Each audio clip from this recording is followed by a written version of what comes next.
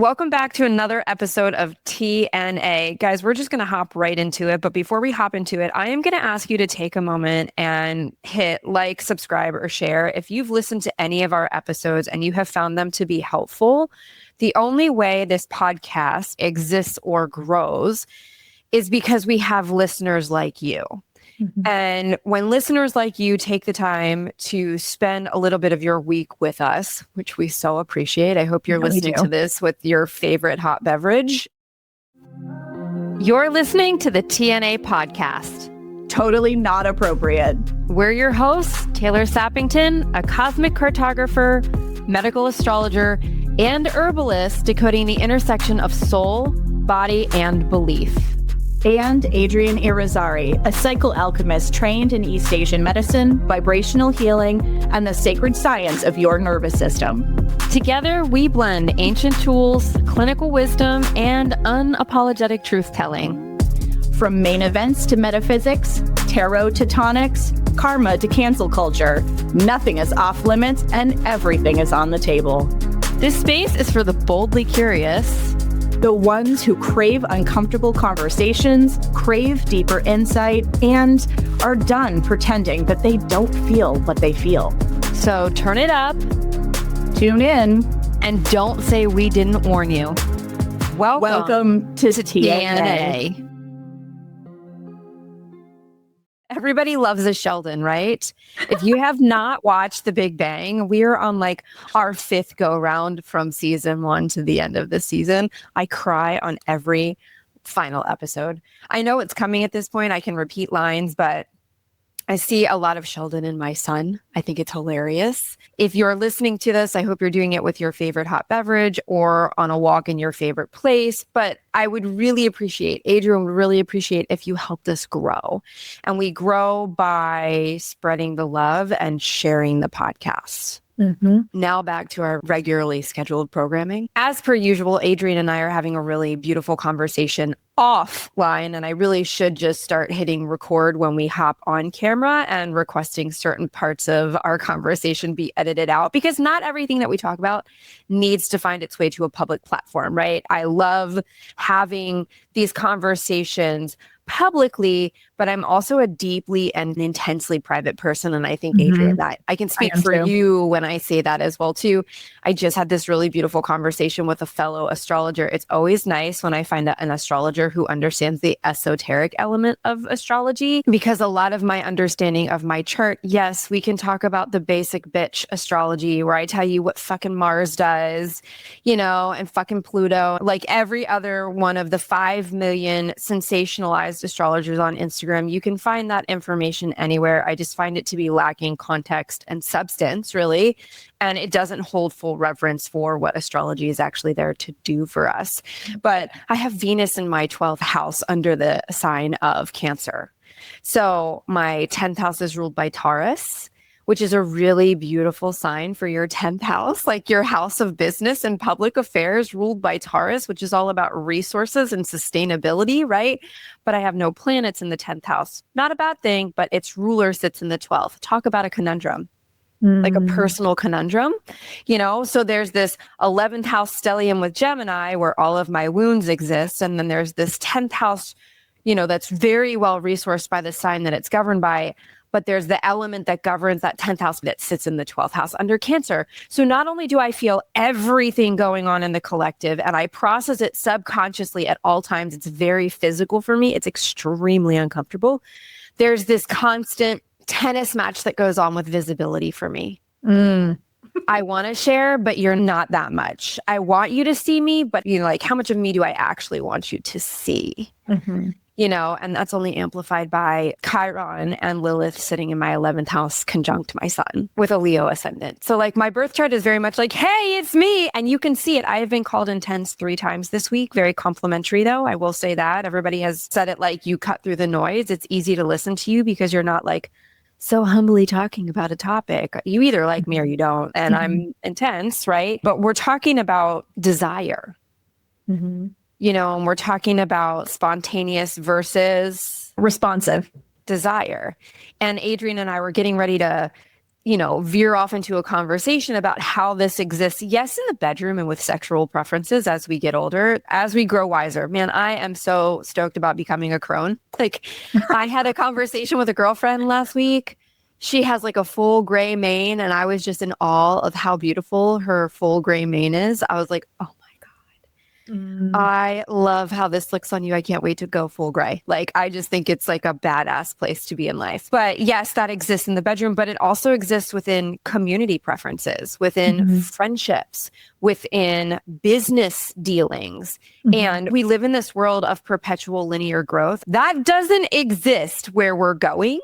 Right? That's dense. That requires inertia. That requires a lot of starting energy to follow all the way through. And guys, like, that's dying, dead, and done. Right? So when we talk about spontaneous desire versus responsive desire, I think it's really important to put into context that, where we're going with the way things are changing. Do you feel like time is moving up like at a rapid pace? Yes. Yeah. Like, just pay attention to your relationship with time, right? Things are changing, and we can see it in the subtleties that we choose to acknowledge. But this whole idea or this notion that we're supposed to go to a job, I think it's dying, but it's not fully dead. Go to a job, stay at that job for 20 plus years, invest in a pension. I don't think most companies offer that anymore. They offer a 401k, which is horseshit, comparatively speaking, to a pension, right? Or find a friend when we're 5 or 15 and maintain the friendship until we're 95. If you can do that while both of you are growing and evolving and changing, oh my God, I think that's the most beautiful thing. But most people hang on to dead things out of obligation. I think that's what I'm trying to say. And I think our desires reflect that. So you were saying spontaneous versus responsive desire. So spontaneous desire is like the hearts and flowers stuff at the beginning of a relationship. Yeah. Okay. This is something that everybody can connect to. And you just think about the person, you get the warm and fuzzies, you see the person, you want to jump their bones, right? Like, that's spontaneous. Responsive or reactive desire has to be cultivated. This is like cultivating a relationship. This is really tending the garden. Okay. So if we're going to keep this in the context of like a romantic partnership, because I see so many women in their early 40s in my practice going, my libido is gone. And it's like, but it's not. She just needs different things than she did before because your body is changing and your circumstances are changing, and that's okay. But can we talk about libido in the sense that it's not just sexual desire? Eastern modalities recognize libido as vitality, and vitality has to exist in all elements of life. So if your job doesn't turn you on, right? Or you wake up in the morning and you look around the room and the paint color doesn't turn you on, or your clothes don't turn you on. And I don't mean like, oh, I'm getting all hot and bothered. Like, more like, I'm excited. I enjoy where I am. I like what I'm looking at. You walk outside, and you don't like what you're looking at in your backyard or your front yard or your drive to work. You can't fucking stand your drive to work because it's the same mundane shit. Guess what? Your libido in all senses of your life is tanked. And you don't think that's going to reflect in the bedroom? Exactly. And let's throw into the early 40s that your body is undergoing this big shift. So like some days you have energy, some days you feel kind of flat. What you're seeing in the mirror is changing. There are a lot of women that have a really hard time with, now I'm starting to get the quote unquote menno belly. I'm doing all the things. So then they start with the negative self-talk that they're not doing enough and they have to make changes and so on and so forth. Like, there's a lot that shifts. But can we come back to the menno belly for a minute, right? Yeah. Think about the way things in your body process, right? Let's just take dry brushing, for example. The whole purpose of dry brushing is like toe up to the center, head down to the center, right? Like everything is moving in a strategic direction. So if everything is hitting a roadblock or a traffic jam in your belly, do we not think that that is a stark reminder of the things that we're not properly processing in our life, namely our emotions? Right? I don't know. Or the fact that we don't have appropriate boundaries because your body is going to create a boundary between you and your exterior energetic world if you're not doing it for it. Well, so it ain't just fat. No. And Chinese medicine recognizes it as the swamp that is sitting in this middle part of the body. And yes, moving your lymph does help that, but there is a really big energetic component. The extraordinary vessel, the daimai, that is the only one, they call it the belt vessel or the girdle vessel, and it goes around the body and it controls essentially how tight and how loose things are in the middle part of your body.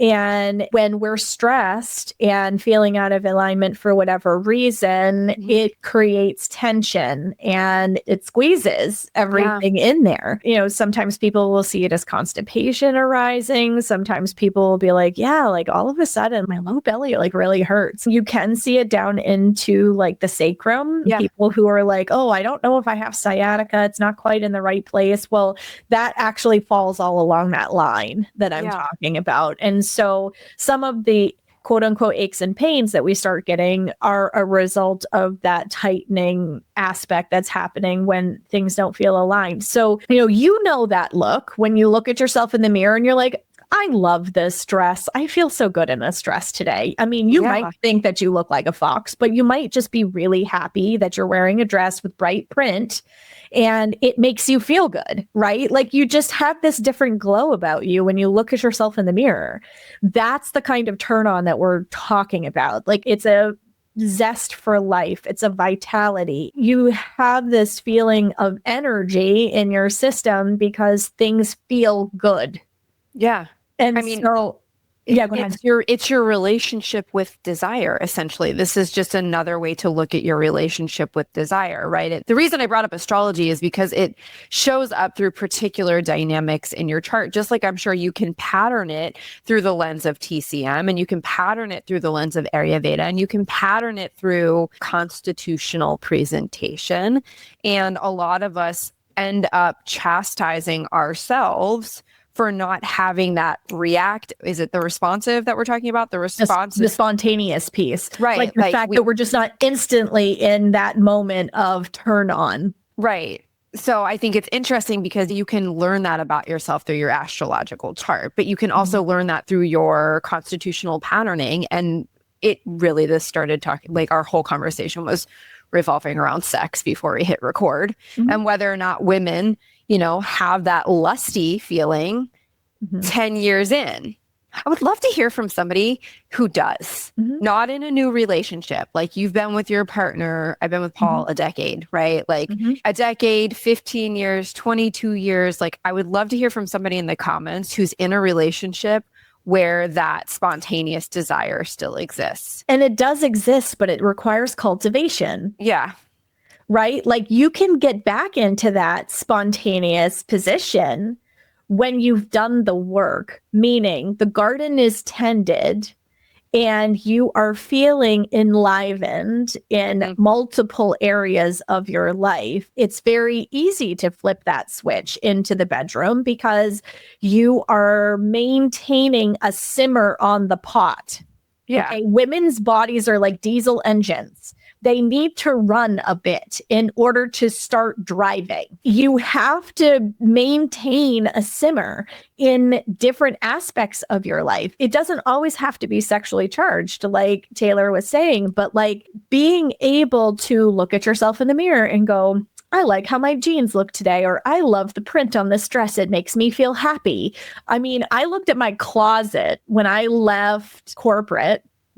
And my closet was gray and brown and navy blue and black. I wore scrubs. And but you know what? I love scrubs. I have thought about getting a pair just to sit in my office, as ridiculous as that sounds, but it's also like going to work in PJs. It's a sophisticated PJ based on the setting. But there was a point in time like you where there were corporate elements to my job where I could not show up in scrubs. Okay, fine. Where I had to get dressed.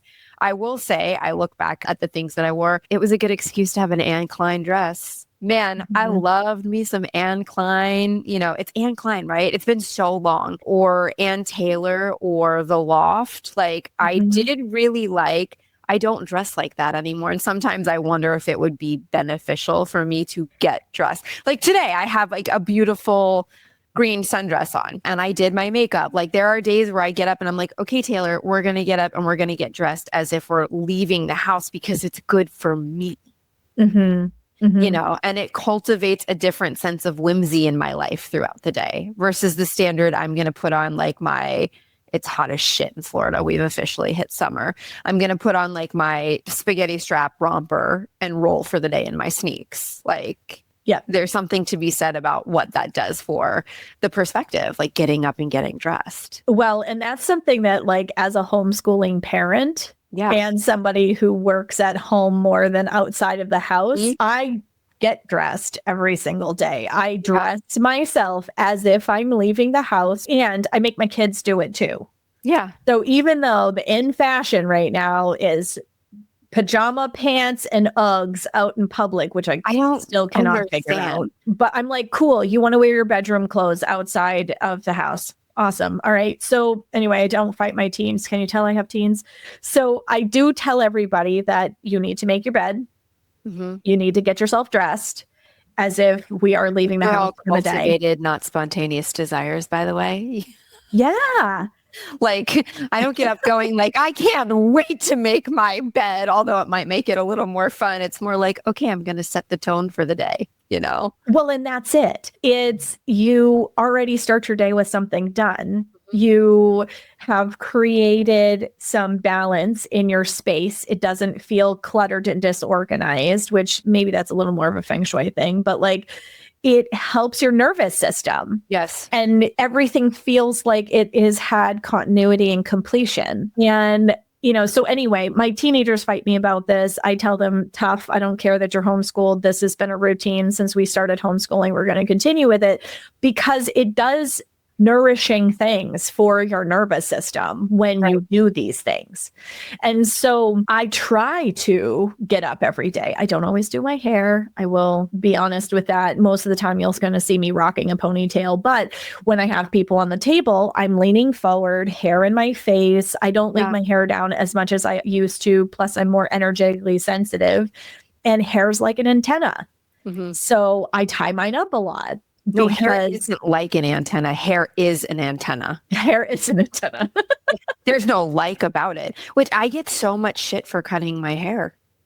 Really? Think about it. Like you don't want to cut the antenna short. In a lot of ancient modalities, it's why certain cultures where it's turbines, I want to be respectful and make sure I'm saying it appropriately, right? But like that's why we have head dressings in certain cultures because the hair is sacred and considered something that needs to be protected. See, and I cut mine when I have evolved. Like when I can feel that energetically I'm in a new place, I will cut my hair because I'm letting go of old history and I'm starting in a new place. Much to my Spanish husband's chagrin, a few times I've cut my hair super short. And I'm just like, I needed to start this chapter with a different vibe. But you also know that look that you get when you look in the mirror and you're like, I'm so glad I did this. I feel good. Like it lifted a space in me someplace, right? So this is where tending the garden becomes so important. It's what you put on your body. It's how you feel in your body. Maybe you anoint yourself with oils. Maybe you have a favorite lotion that you like just being really intentional about applying it to your body after a shower. Maybe it's like I chose blue today because I just was feeling it. Mm-hmm. I wanted a vibrant color today. So going back to my wardrobe, like I now have to hunt for clothing that is black. So whenever we've gone to a funeral, I'm like, I want to be the person whose funeral is like, everybody looks like a bunch of highlighters because we're celebrating the life of somebody. I know there's an element of sadness that exists in this 3D realm. Look, death is like such a complicated thing in this world. It really is. And I understand, like I've lost people, you've lost people. It's difficult to lose the physical form of a person that you really love. And at the same time, energy is neither created nor destroyed. So while the physical form of that person is gone, the essence and the entity of them is not. And communication is still there. It just looks a little bit different. Mhm. You know, I think a really big testament, I have yet to lose a parent and I'm grateful for that, albeit our relationship is complex. But I think true testament to death in my world will be when I lose one of them, Mhm. with the complexity that goes along with it. You know, like Mhm. what does this look like in 3D form and how's my human going to grieve this versus like my soul and what she knows actually exists beyond what it is that we see. You know, Mhm. but to your point, I want a green burial. Please don't put me in a casket. I want to be covered in flowers and wrapped in like a muslin cloth. Like, please don't put me in a wooden box and put me in a concrete hole in the ground. Like, I want to go back and be part of the birds and the bugs and the bees and the trees. I want to become part of the mycelium network that exists below ground. Like, that Mhm. is, I want to go back to where I came from. Mhm. So sister speaks when you say, I want a highlighter. Yeah, me too. And I want it to be wildflowers. Thank you. I'm stating it on the podcast, April 29th, 2026. This will be forever ingrained. You know, to those Yeah. that love me, please come back and reference this when it is my time, because that's what I would like. Yeah. You know, I want it to be a celebration, not a grievance, right? And so that's when we've gone to family funerals. I'm like, I have to find some color here that is going to be appropriate for this because Burgundy. I wanted to be more colorful. And I felt like there was a piece of who I was that had to conform in that environment. And my wardrobe is significantly more colorful now. Mhm. And I love that it is because I feel like it reflects who I am more. So, like today, I was feeling the blue. Yeah. And I choose colors and I choose certain things that make me feel comfortable and colors that I like on myself in order to lift that energy. Yeah. Right. So there's so many ways that we can foster and tend to this garden. And I think this is where sometimes we lose communication with other people around us because like this garden can be tended by anyone in your life in different ways. Right. Like I always make sure if I see a woman out in public and I love what she's wearing or I love her Okay. shoes or whatever, I say something. I'm Yeah. like, I know you don't know me from a hole in the wall, but those shoes are fabulous. Mhm. That totally makes that woman's day. Yeah.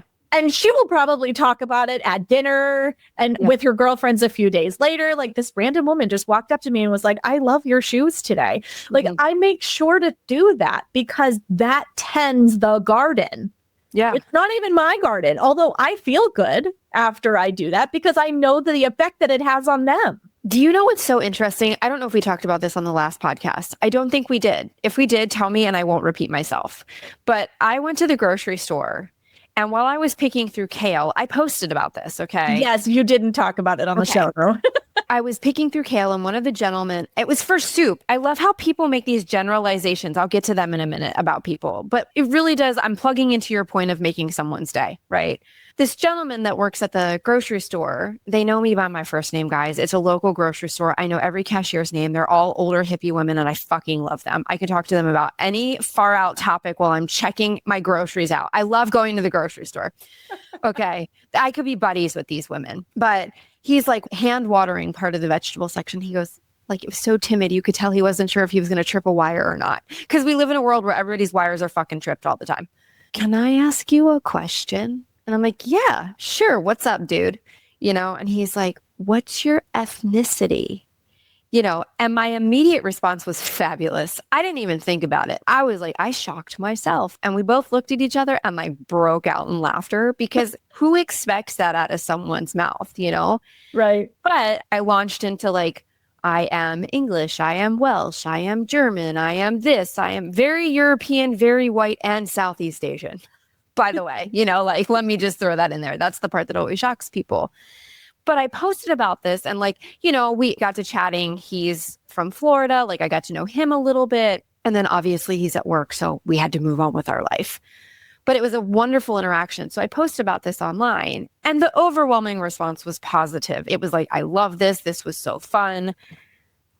You had a troll, didn't you? I had multiple middle-aged white men. Uh-huh. Get a life, guys. Get a life. Okay.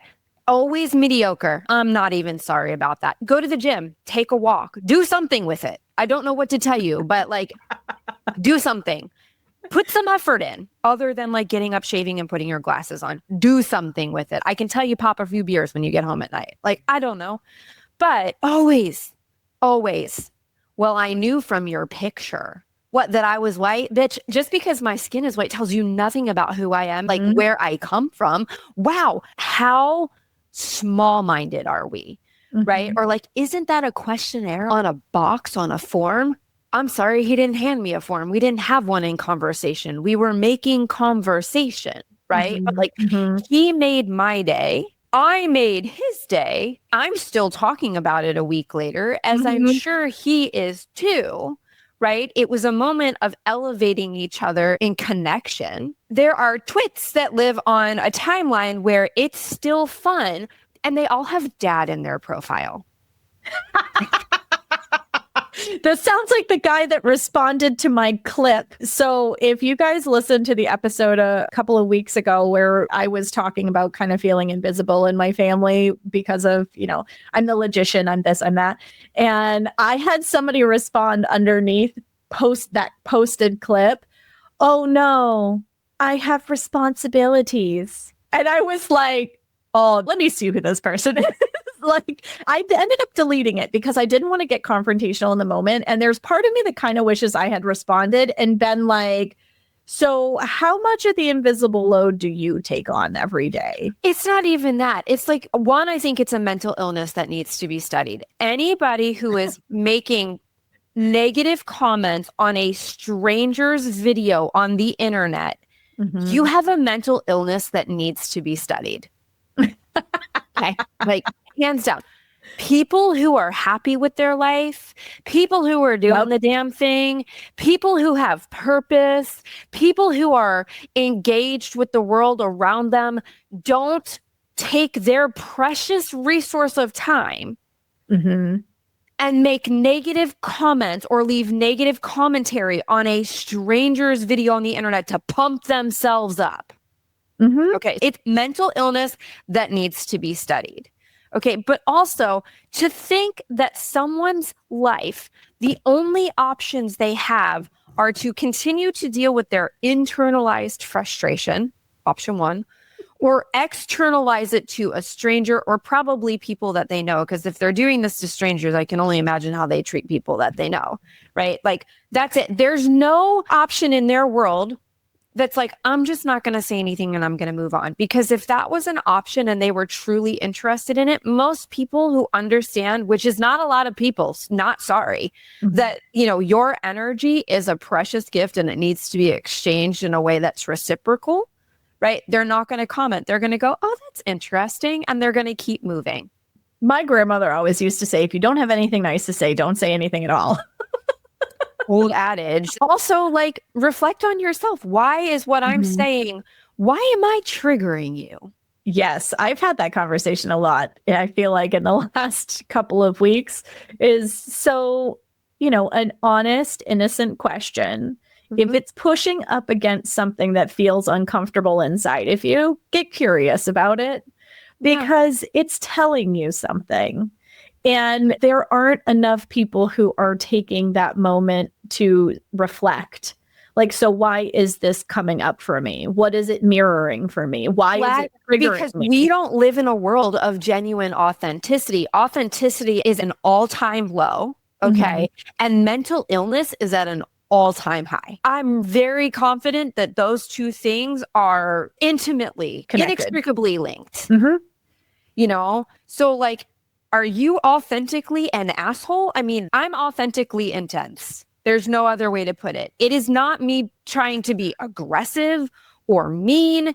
If I try to turn this off, I get sick. Okay, I've tried to turn this off my entire life. I have had so many people, you're aggressive, you're in your masculine, you're too intense. Bitch, I just paid you $15,000 for you to tell me this. What an awful experience with mentors I've had. Okay, I'm sorry. I just invested in your services for you to tell me I'm too intense. Why don't you get to know the intensity? The intensity is actually really genuine. And wouldn't you rather engage with somebody who's intense because you know exactly what you're getting versus someone who's vanilla and trying to kowtow to the political correctness that has to exist in every corner of life. Well, and I think at this point in my life that I just don't have the energy anymore. You do And get to that point. I can't imagine the standard for me investing in someone at this point is so fucking high. Like, if you can't walk through my birth chart in a better way than I do, bye. If you can't teach me something about myself that I don't already know, bye. If you can't activate something in me that I can then utilize to better my life and then better the lives of people I support, bye. And it's not even about the money, right? The energetic exchange happens long before the money. The money is just a byproduct of that energetic exchange. It's the world that we live in. There has to be something in the tangible world, but that energy that is the money starts long before we exchange. I have wasted a lot of energy. Yeah, I have too. And that was part of our conversation ahead of this is like, where do you spend your energy? Are you overspending in places that aren't serving you or don't serve the version of you that exists right now? And what does that look like? Because, you know, I just think about the relationships that I've essentially maintained over the course of long periods of time where I'm the sounding board for them. I'm the one that reaches out and checks in and says, how are you doing? It's exhausting. And I want to be able, and it's been very hard for me, if I'm really truthful, it has been very hard for me to lean on people because I feel like a burden and like I feel like I'm draining their energy when I can't hold myself up. But what's the other option in your timeline, Adrienne, right? Because this is where life shifts, right? That's the option we go to because that's the option that's always been available to us. But when we recreate our reality, which you and everyone listening is fully capable of doing, and I'm not talking some woo-woo shit. I'm talking like solid science here, okay? But when we make decisions to recreate our reality, what's the new option in the timeline? Oh, I'm not a burden, which means I'm going to find people that can hold me up in moments of weakness, but there's going to be reciprocity in those relationships. And shit begins to shift immediately when we make that choice. We pull ourselves out of the victim mentality, not pointing a finger, just saying generally, right? We pull ourselves out of this like, I have always been a burden, because I think a lot of people listening to this are going to understand exactly what you're saying. We pull ourselves out of this victim mentality and we become, oh God, as ridiculous as this sounds, the victor, you know, by making a choice to change shit. It's all on us. But when we find our people, we begin to like evenly distribute it because then we can all hold each other at different chapters of really the week, the day, the month, the year. But it's choice. Everyone's like, oh, I've known them for so long. Okay. And I've let go of a lot of those relationships because I used to be the one that would try to reach out and try to maintain. And how are you doing? And I was always the person that remembered everybody's anniversaries and birth dates and all of that kind of stuff. Exhausting. And it is exhausting. And I've gotten progressively irritated with, and I can see it in my daughter too. And so like where I am in my journey, I'm trying very hard to say to her that it's okay to let some of these relationships go if they don't reach back out to you because it bothers her. This is my 14-year-old. She really deeply gets hurt when people don't ask her how she's doing. She goes, I'm friends with these people, but unless I reach out, nobody ever checks in on me. And I said, you have to decide, like, is this where you want to spend your energy? Is this a good use of your time? And she has a new friend who will check in with her multiple times during the day.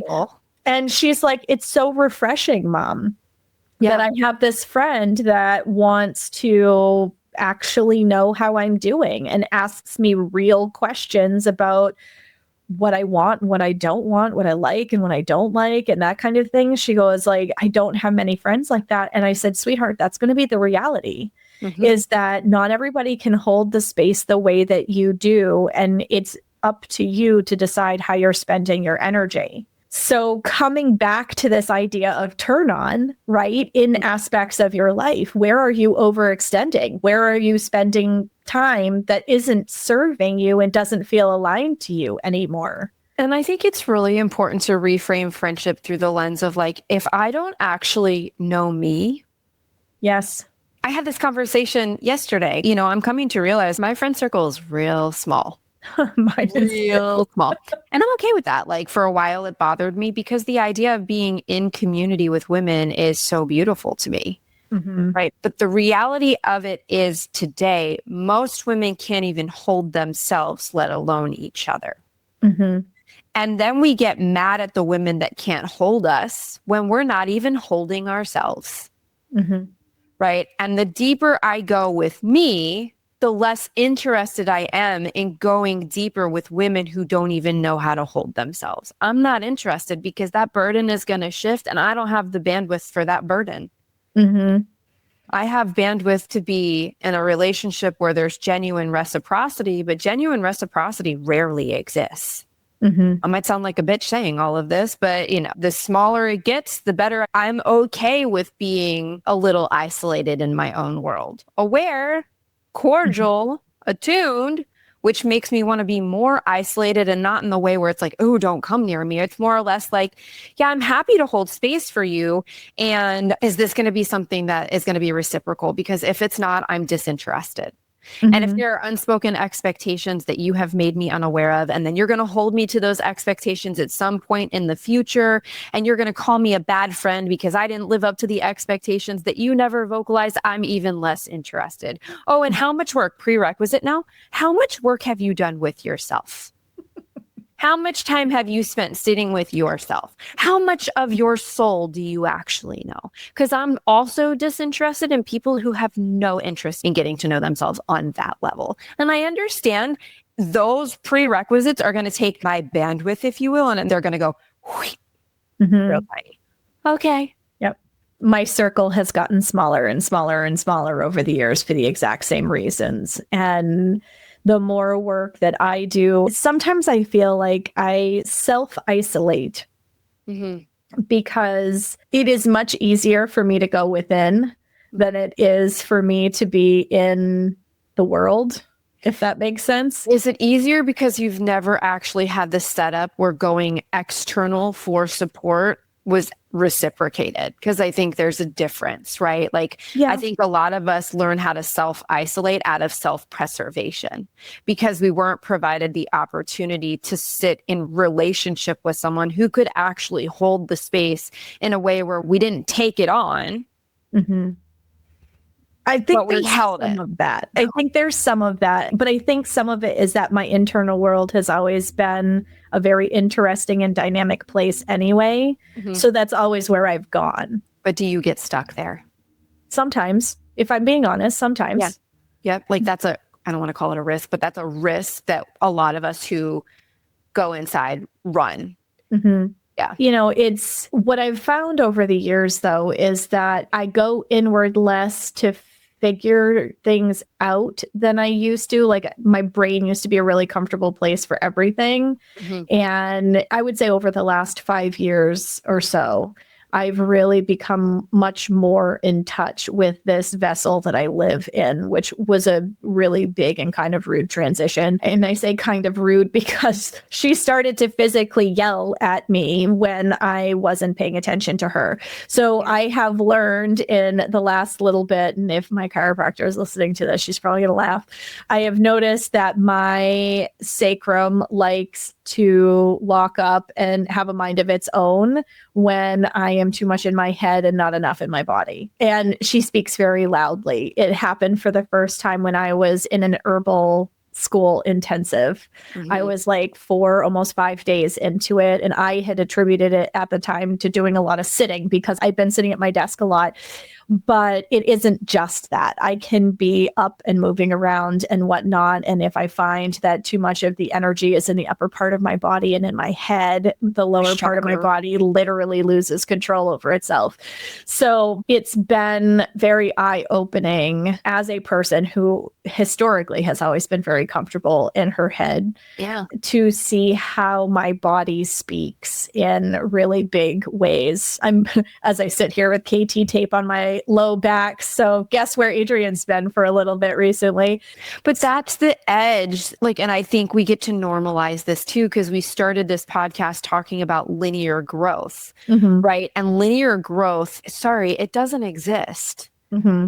right? Growth exists in a dynamic, I would call it a spiral. It's not A to Z and we hit every, letter in the alphabet in between. It might be A to E and back to C. It might be A to F and back to B. Like linear growth does not exist. So to expect that we are going to stay in one place for a duration of time. Like if I look at tailored well-being, my company that I dissolved a year ago in February, I had a 7-year run. Mm-hmm. For somebody to have a 7-year run that was successful is incredible. And I know there are people out there going, well, there are companies that have lasted 20 years. Okay, but per my personal design, 7 years is incredible. Okay. And it was no longer in alignment with who I was. And when I woke up every morning, I dreaded going to my office. I didn't want to turn on my computer. And the last motherfucking thing I wanted to do was read another goddamn test. Mm-hmm. I could do it in my sleep. I took every certification and form of education that you could possibly imagine to learn every test mm-hmm. that came through my door. Okay, like I could read a test 12 different ways. They all came back to the same fucking answer, but I could read a test 12 different ways. I can still do it in my sleep. And for certain people, I will, based on the rapport that I have cultivated with them. But mm-hmm. the majority of people were coming to me wanting those tests because they were so desperate for an answer that sat mm-hmm. inside of themselves. And I couldn't participate in the lie. I didn't want to drag anybody to their own finish line. Mm-hmm. No amount of money was worth my peace. Mm-hmm. And at the end, it was an absolute fucking disaster because guess what? Plenty of people found me that had no desire to look inward. Mm-hmm. Well, I work and I play pickleball and I go to the gym. And when do you sleep? Mm-hmm. Well, I sleep from this time to this time. What do you eat every morning? The same fucking thing. Your body is on fire. And I'm going to tell you your body is on fire. And I'm going to tell you part of the reason your body is on fire is because you are giving too much to the external world and you're not mm-hmm. spending enough time internally. And you're going to fight me on it and then ask for your money back. Go fuck yourself. Mm-hmm. Not sorry. Yeah, I've been told some of my questioning is too intrusive. And I'm like, but when I was showing up at that place, I was like, look, it's time for me to close this down because I'm clearly misaligned. This isn't working. I don't want to be that. I will always test you. Okay. I will always push as a practitioner. I can't go to bed at night and put my head on the pillow, keeping things that I know are going to push you forward, mm-hmm. even though you may not like me in the moment. I can't operate that way, right? That's how all of my mentors operate. And that's how I operate with my own clients, if you will, right? But if I'm going to show up and be so angsty because you and I are on such different frequencies, I'm going to pull out, man. Mm-hmm. Because you're so committed to fighting yourself that you're going to fight me tooth and nail. Mm-hmm. And another truth here, somebody who works with 15 different practitioners and is dissatisfied with them in all ways, like it could be one way with this practitioner and another way with this practitioner. Eventually you're going to become, or I became the practitioner they were also dissatisfied with. I was no mm-hmm. different because those are the types of people, and there are a lot of them walking this earth, sadly, that constantly look for a problem that exists outside of themselves because they can't bear the thought mm-hmm. of looking at how all the problems that exist outside of themselves are a mirror reflection of what exists within them. Mm-hmm. So talk about preferences changing mm-hmm. and desire shifting. I wanted to work with people who wanted to go to the soul level of things. I wanted to work with people who understood that there were a million things that existed outside of themselves that also contributed to their lived reality. I wanted to have conversations with people who didn't want to just hear about fucking minerals and hormones.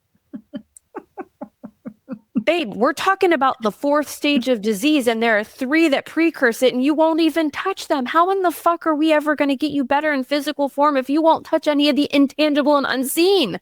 It's mm-hmm. not going to happen. Mm-hmm. I just love you enough to tell you that human to human, but fine, call me a fucking bitch and tell me I'm ineffective. Mm-hmm.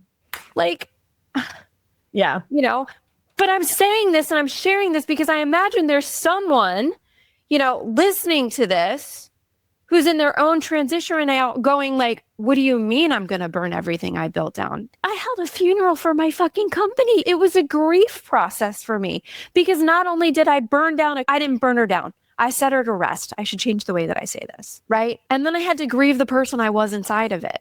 Mm-hmm. It's taken me 2 years of grieving her. Mm-hmm. To finally get to a place where I'm like, okay, I think I feel safe enough to let the person that's wanted to come through this whole time finally make her way through, because she's fierce and she's disruptive and she's going to say things to you to your face like she just said on this mic. Mm-hmm. But you know she's saying it from a place of, I fucking love you. I love you as a human. Mm-hmm. But this mediocre, I'm going to keep doing shit because it's working. The fuck is that? You only got one run at this. Maybe 100 years if you're lucky. I'm 40. I got maybe 60 years left. I ain't got time to waste. Mm-hmm. Doing dumb shit that makes me unhappy and gets you nowhere. Exactly. It's like, I love you enough to tell you the truth. I love you enough to be real with But you. it has to be us first. Like, I had to love myself enough to look in the mirror and go, you built something incredible and you're done, babe. And I know it's fucking scary. And I know the last thing you want to do is dissolve this business because so much of who you are is wrapped up in it. And the only way you're going to set yourself free is to do this. Mm-hmm. The only way you're going to find your way to the other side is to take action on the inclinations you're getting from your intuition. You got to trust it. That hasn't been linear either. Mm-hmm. My desires have changed umpteen times in the last 2 years. And where I'm finally landing, I'm like, never saw this coming. Mm-hmm. Didn't see this being the final outcome, but wow, how fucking cool. It's funny you say that. I look back over the last few years and I actually see where I was trying to be guided in a certain direction. You said no. I misinterpreted it. Okay. I think is more it. I started creating classes like 5 or 6 years ago. And at the time, I thought that the material was just beyond, and I had to create a precursor so that people actually had baseline information in order to understand what it was that I was offering. And I look at it now, okay, obviously hindsight's always 2020. And I go, I've always had an interest in feminine energetics. Mm-hmm. I can see it like almost all the way back at the beginning. The things that I created that didn't work out and I was disappointed in because the creation of them brought me joy. Things that I thought would, because I've always been able to see the emotional energetic side of this healing process as being far more important than solving a book of symptoms. And the more I've gone along on this part of the journey, the more I've wanted to kind of go in that direction.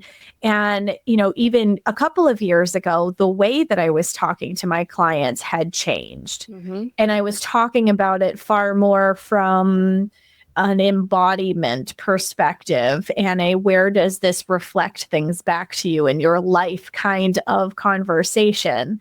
So I think for me, and I've always had this problem, always, where whatever it is that I'm interested in or I'm developing or I'm doing, like 3 or 4 years later, like the industry catches up with it. And then everybody's like, oh, you're just another sound healer. It's like, well, no. So it's interesting. I've been really sitting with and reflecting on, so where do I go now? Some of it is where I am in my life. Some of it's where my natal chart is vis-a-vis where we are in the timeline right now. There's lots of reasons why I'm sitting at this intersection right now. I walked through the birth portal after having my son, came out a very different person on the other side of it. And have you made peace with the person that you became through the birth portal, though? Yes, I really like her. You find yourself trying to set her to the side sometimes, though, to perform in certain spaces? I'm asking that genuinely. Does she scare you? No. Does she intimidate you? She doesn't scare me. I'm trying to figure out how to word it. It's more that I'm making the evolution, and some of the people that were in my practice were not ready for that evolution. And so I am struggling more with the negative feedback and the pushback that I'm getting. So where you were talking about like having the same conversations over and over again and realizing like I'm saying this out of love, and that I know that this is what is standing between you and your baby, or you and this health goal that you have for yourself, or all this They weren't stuff. ready. So it's like, I am changing. I like how I'm changing, but who I surrounded myself with, some of them are ready to go there with me, and others of them are not. Like I have a sweet little cocoon of a community. All of them have grown with me. It's the most fucking beautiful thing ever, like in their own individual ways, right? But the people, the interactions that I was talking about in particular, towards the end, they were people that just were not ready because everybody's looking for somewhere to plug their umbilical cord. We are so codependent in this world. We are so ready, willing to externalize our power and our insight. It's so funny because the closer I get to my own soul, if you will, the less I'm like, yeah, let me trust them. I'm like, fuck, I'm not trusting them. Are you kidding me? Like there has to be a very particular feeling for me to be like, yeah, okay, I'm going to plug into this collaboration. I'm curious if there's so much power that exists in the woman that walked through the birth portal. Because let's face it, it can be a little intimidating when you meet your real self. It's terrifying, especially if she roars in ways that we haven't before. I am comfortable with it. The rest of the people around me are not. Yeah, but does that make you uncomfortable, Adrienne? At times, yeah, because it affects interpersonal relationships. But do you think that she cares about their comfort, or do you think she's there to prioritize your evolution? Understanding that as you evolve with and alongside her, people are either going to rise up to the challenge or fall away. I'm in the sorting hat stage of all of that right now because I am actually really clear on what I want, what I don't want, what it feels aligned, what doesn't, how I want to move through the world, how I want my days to flow. Like those things have become very clear. And I am in that sorting hat stage of like the frequency readjustment, right? Like I know sitting in my bed during confinement that I spent a lot of time grieving. Grieving that my business was evolving. I had a lot of loss in my life during that time frame. I had a massive renegotiation of who the hell am I during that first 6 months after having my son. And those things are more clear. I am coming up against the dissonance of those who see the external version of me and go, well, this is the same person that has been occupying this space for the last 10 plus years, like is acting quote unquote different and is talking differently and is asking for certain things. And really what it is I'm asking for things that I always wanted and didn't feel like I could ask for.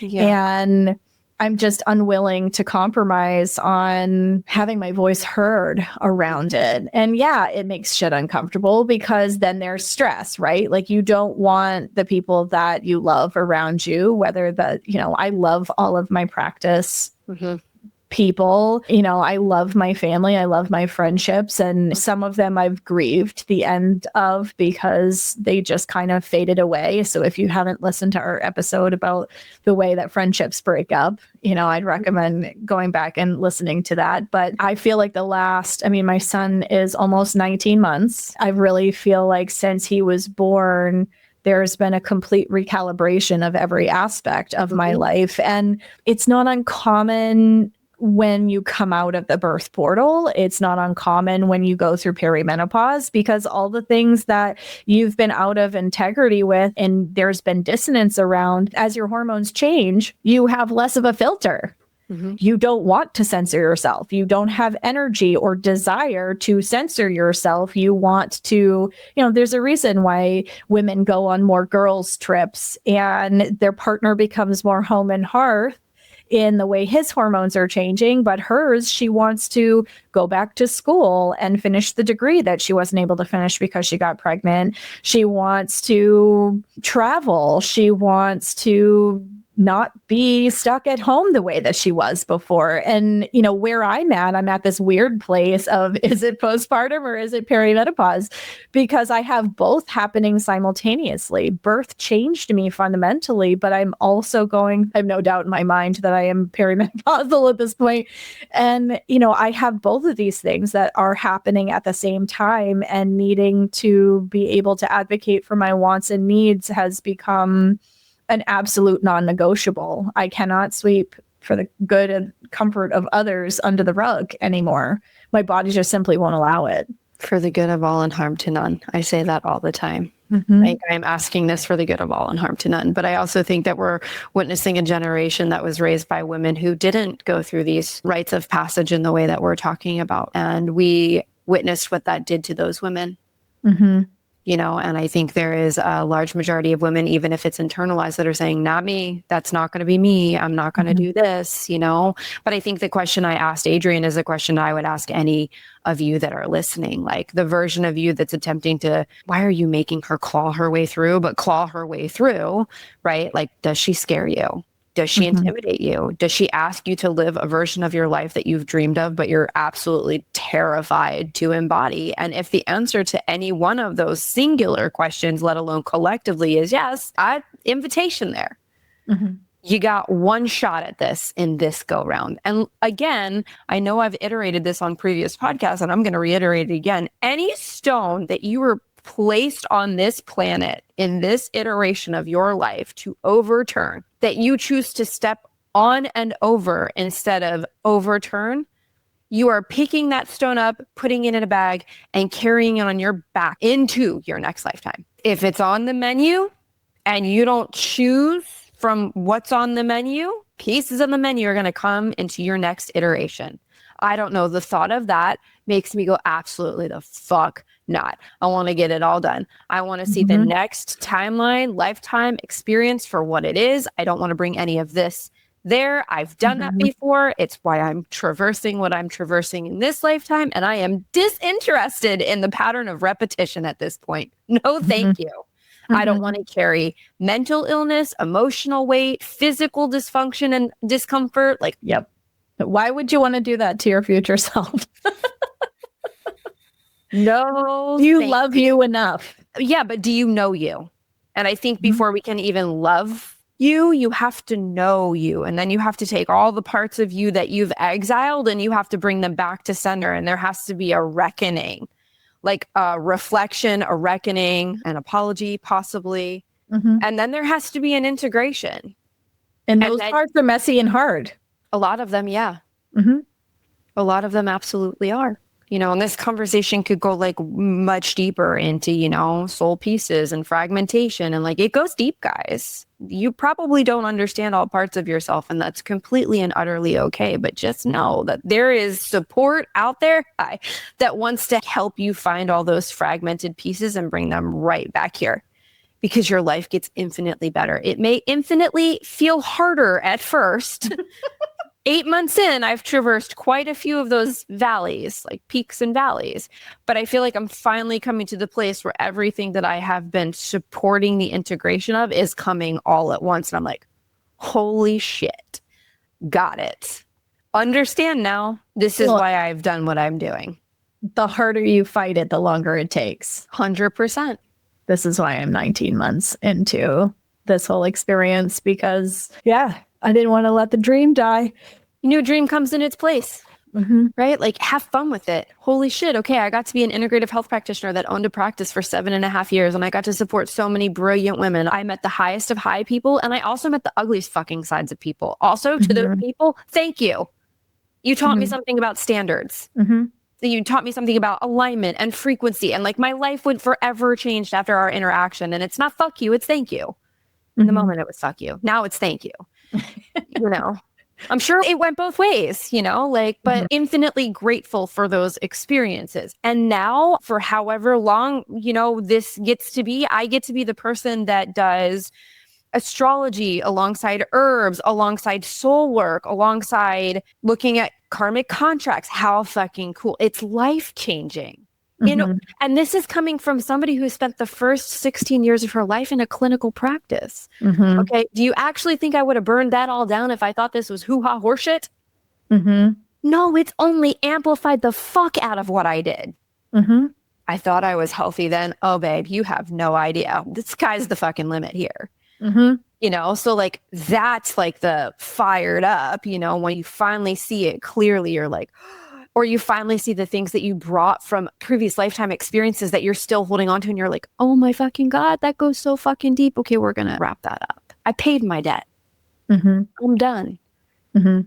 Or you witness your pattern in someone playing out like your parents or your siblings, and you go, Mhm. oh, fuck, I'm tracking it clearly now. Okay, we're done with that one too. Mhm. Like everybody talks about wanting to be healthy and wanting to be free. I don't think we really fully understand what that means, Mhm. because we always come back to physical form. And it goes so much deeper than that. Mhm. So we're at an hour and 4 minutes. Hurrah. This is like so typical for Adrian and I. We're like, we're going to do an hour. Here we are. Sorry, I'm chatty. That's okay. This is what this is for, though, right? Like, this is the kind of conversation from two people to you Yeah. that is here for food for thought, to help you grow, to push your boundaries. And we're just so grateful that you take this ride with us week after week, because this is as therapeutic for us as we hope it is for you. Yeah, absolutely. I mean, it's interesting because I have this practice right now. It's been part of my homework with life school, with school, with mentorship, where like I sit with my soul every morning. She got a little saucy and she's like, yeah, the reason that you're not able to tap into your abilities, as we call them, is because you don't have the dedication to come to me every day. And I'm like, damn, she just fucked. Who does she sound like? I come by it honestly, okay? But I get these, like, I go in my garden every morning and my routine is like, while I'm watering my plants, I connect with her. Like, it's easy for me to do. The birds are in the background, the sun is shining on my face. Like, it's very meditative, like washing dishes. That's how watering the garden is for me. But there's something that I want to share with you guys as we get off. Hold on. I think I'm going to write a book called School Sessions with the Soul. Oh, I love that. And I want to read one of the ones that she dropped for me, and maybe it'll land with you. Okay. Let's chat money. Let's chat money. You, and I imagine this is applicable to most people, you are not meant to chase money in this lifetime. Money will always make its way to you. You will always have enough, and that enough is going to grow. So my question was, why is that so hard to believe in the 3D? Like, why is that so hard to believe in like the physically manifested, world that we live in? Because you've been conditioned to believe that money only comes as a byproduct of a transaction. The way you see money is entirely too linear. If you continue to stand by, or we continue to stand by and create space for your reality to perpetuate that narrative, we are doing you no favors. Part of the reason you aren't in full-blown work mode right now is because of this. If you worked and are paid handsomely in response to that work, the narrative is work is the only way money will exist, and that continues to persist. That's not the point. You are in the process of learning that money is and always will find its way to you. And that doesn't necessarily mean whether you're in office, or that doesn't always mean that you're going to be in office. This is how you attune your frequency. I know your quote avatar doesn't like it, and neither does the spirit attached to that avatar, but they can endure this. And in the grand scheme of things, the amount of time you're spending without seeing that reciprocity is short, comparatively speaking, to the grand scheme of your life. Eventually, you will find your way into work that will pay you in a way that you feel is an energetic reciprocity for the work that you are doing, for serving with gifts under the right circumstances and only under the right circumstances. And those circumstances are currently taking shape right now. Patience, little grasshopper. But I feel like most people, like, it's a transaction, it's linear. And we were talking about that earlier. Like, money has to be an attunement. And where we're going, money's changing. And if we choose to see money, change, relationship, reciprocity, desire through the same lens that we've always seen it through, life's going to start to feel harder and harder and harder. Interesting, to say the least. So I think that's all I got. Anything else you want to add? Nope, I feel complete. Okay. Just remember, most of you miss out on the fact that when you serve yourself, you're serving the world. You get it backwards and you mistake, self-sacrifice for service, right? When indeed it is the opposite. I, before we, eventually lends itself to a life of service. The cup must be full to share. And on that note, till next time, guys, stay well.